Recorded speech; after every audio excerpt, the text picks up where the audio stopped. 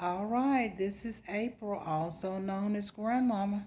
Today I want to talk to you about some personal paranormal activities. Okay, so the first one that I'm going to tell you about, I guess, is when I was driving. Uh, I had moved out of town and we had some other business to do back where I'm from. And I don't drive at night, so I don't know why on earth I was driving at night, but this was a nighttime driving. And I was with my daughter, and we were just singing songs, singing a lot of songs. And we started singing a Stevie Wonder song, Superstitious. So we were just really getting into the song, into the lyrics and all that.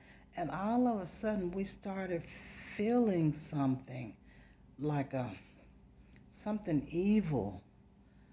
And because although it wasn't the same feeling, like if I watch a lot of movies with a lot of killing, a lot of war movies, I get this yucky feeling. So I already knew what to do, just turn the TV off and put on some praise and worship music.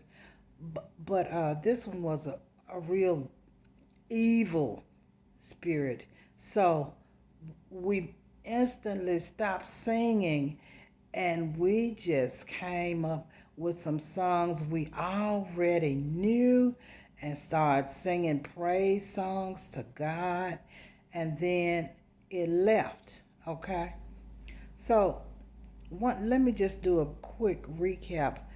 I'm noticing sometimes we inadvertently invite evil entities in because that was just a very popular song back in the day, and we were just using that so the road trip wouldn't be too boring. So, okay, the second incident was on that same road trip. We needed to take a bathroom break, so I was just trying to push it as far as I could. So we had already passed the gas station that I normally would have went to.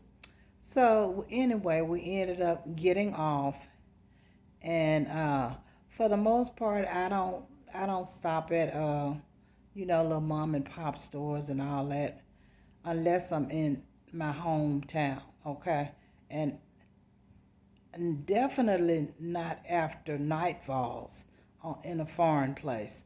Okay, so anyway, we pull up on this mom and pop store, and I remember saying nope. So I just made a quick U-turn, got back off of, got back on the interstate, and fortunately, it was a major chain right down the interstate. So I was telling my daughter, I said, now this mom and pop store, this is where somebody could go and never be seen again because we just got a bad feeling about it. Mm-mm. So that was the second incident. So I got two more incidents to tell you about. It's been at least 30 years ago since I had some family members over and they ended up spending the night. And I was in the bed in my bedroom and I was awakened by an evil presence at the foot of my bed. And I tried to downplay it like, oh, I know that's my relative standing at the end of the bed, which I knew it was not because it was a strong evil presence. So I was just terrified. My my mouth, my tongue literally stuck to the roof of my mouth. I couldn't move. I was literally paralyzed. So when I finally managed to yell out, Jesus, it instantly disappeared. Okay? All right. So then there was another instance that I was spending a summer with my cousin, me and my daughter, because I've had, a lot of things, being sick, you can't hold down a job. I mean, if you can't hold down a job, you're going to get evicted. Okay. So, um, she had already told me that there was a lot of haunted houses in her neighborhood. She said, "Oh, see that house there? People don't stay there no more than 2 months. They might live down there at that one, mm, maybe a year, but nobody has ever stayed over a year." And she was just telling me all these houses on her street that are haunted. And she said, "It's a lady that comes here." I said, "It is?" I wasn't ever really scared of anything, but so anyway, one night, uh, my daughter woke me up because she was petrified, and I looked up and I'm seeing, because I felt it first, two red eyes staring at us. And because I knew the power of the name of Jesus, I said, "Hold on, it's going to be okay." I was telling my daughter that. And then I just said, "In the name of Jesus, get out of here." I kept saying that. And then the evil presence with the red eyes left.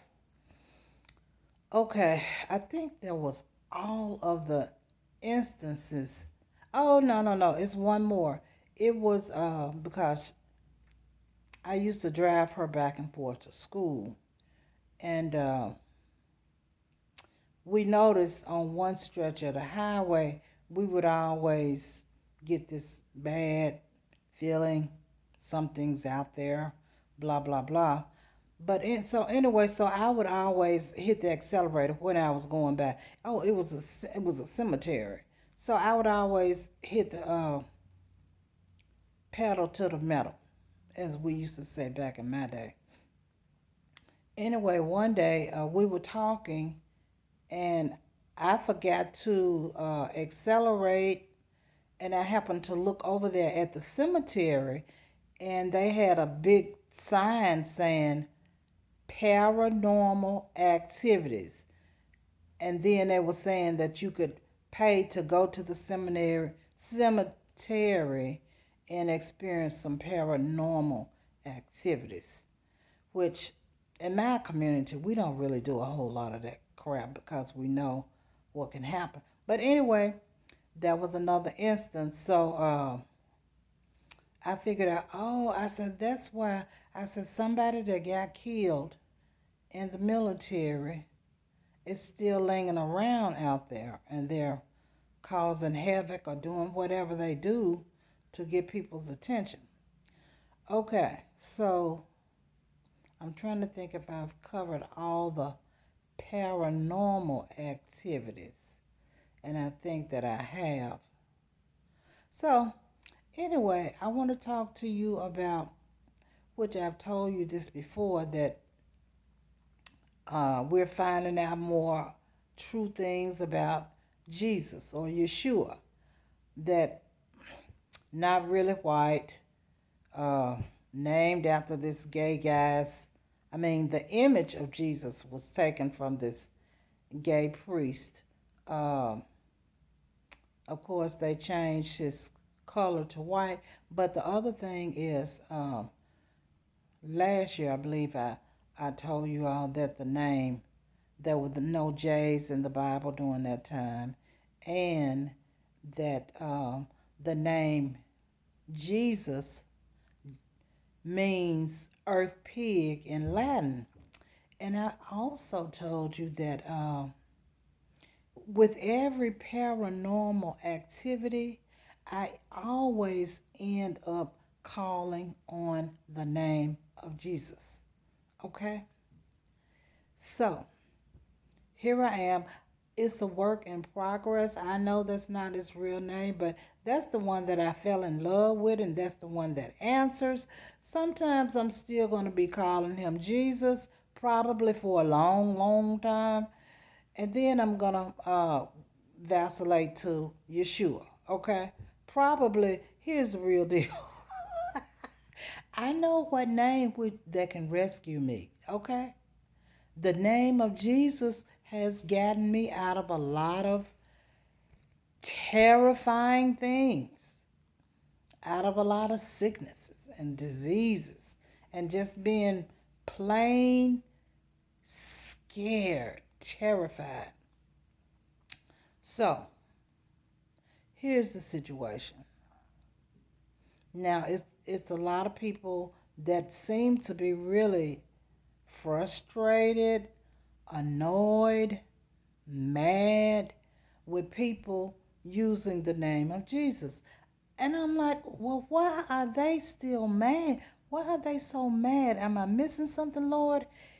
Since I'm still getting all these benefits of using your name, and these people are supposed to be really woke people, trying to help the awakening, and they're actually furious. Some of them are livid that people are still using the name of Jesus. I don't get it. I really don't, because Jesus is the one that I fell in love with. I had all this rapport with. I have a history with. So don't think that I'm getting ready to throw his name away. I know probably once we get over there, it's going to already be sorted out. I do understand that. But in the meantime, I still love the name Jesus. That's just how I am. I still love, he's done, man, this gotta be crazy. He's done too much for me. It doesn't make any sense. Just doesn't make any sense at all. So now I want to talk to you about some things like CERN. I was watching a video the other day and I said, oh yeah, I forgot about CERN. And then this is coming up to Halloween. Now I hope by now that you're not celebrating Halloween. Surely not. That's idolatry. Plus they be summoning up all of these evil entities. Now when they opened up CERN, before they opened it up, they gave a disclaimer. They said, well, yeah, we're opening up a black hole and we don't really know what's in there. So, a lot of entities from the dark side, from the black holes, have been released. They did this years ago, but now it's getting ready to literally come into your living room. Okay, so the people that like to play with all of this, um, go to these haunted houses, something's going to jump out on you, and for real, because you're opening yourself up to those things. I hope none of the household of Israel is doing any of that. Hmm. So, paranormal activities are going to increase. Somebody might jump out of a TV and start gnawing on you. Anything is likely to happen because these demons came from the pit of hell. Do you really want to be inviting them in or invoking them in? Now, if I accidentally invited them in, what's going to happen to you when you try to invite them in? And whatever you do, I hope if you accidentally do this like I did, you have a strong relationship with God. Okay? Because otherwise, it's not going to be nice. It's really not. So, you already know that, well, maybe you don't know, I don't know, that this is the high drink blood season. This is the high murder season. Because the Druids, look up the Druids in Halloween. They used to ride around. Uh, if they knocked on your door and you didn't give them what they wanted, they would behead you. That's where they got the Jack O' Lantern from. Okay? So, and also the headless horsemen, because they, like I said, they would ride around and cut people's heads off. So then it turned into a headless horseman, so you wouldn't really know what they were really up to. Okay? So, people, it's going to be the best of times for the remnants and the worst of times. All of this stuff is going to be going on around us. Okay? We're going to actually be fulfilling the good part of Deuteronomy 28. It can't be all bad because we haven't started being blessed in the city and blessed in the country, blessed coming in and blessed coming out. Your storehouses are blessed. We have not fulfilled that yet. So it couldn't stay bad. Corona is probably going to eventually leave. I'm sure it is. And we'll get a break. But whether we get a break or not, just in the natural, you all, people in the natural, history is going to repeat itself. In the natural, millionaires are made during the time of recessions. Millionaires. So, for the remnant, if you can think of something that I'm sure you already know because you're a remnant, that you can sell, how you can market the, because the Lord said that he would bless the work of our hands. That's in Deuteronomy. And he given us power to get wealth, to establish his covenant on the earth. I can't remember where that is. But anyway, I think he was Joshua in the book of Joshua. He'll give us power to give wealth to establish his covenant on the earth. So I'm working to get the bag because I've already done the obedience part. Okay, I've been doing this for a number of years. So I'm not giving up the name of Jesus. Let's just do this. Okay, the people that's furious that we're still using the name of Jesus. Now, if you start noticing that we start blowing up, how would you explain that? They're still using the name of Jesus that the white man gave. Yeah, I get it. And basically, Jesus was saying, well, yeah, I know that's not my name, but the joke is on them. They calling me a earth pig, but what have I done in that name? When people call on me, they still get answers. They still get healed, delivered, set free, restored. So he basically said, the joke is really on them. The joke is on them. So I will use the name Yeshua when I think about it. But if somebody's after me, I'm not going to be thinking about using the name Yeshua because he's already delivered me using the name Jesus. Okay? So stay safe out there. I'm not going to go where I know that it's going to be a lot of demonic activity. You know what I'm saying? If you know somebody's having a Halloween party, which I don't party anyway, but better be careful. You better rethink that. Better rethink it. Because stuff is just going to start jumping out on people and attacking them. All right? So I want you to be safe. I still want you to do 2 Chronicles 7:14. 2 Chronicles 7:14.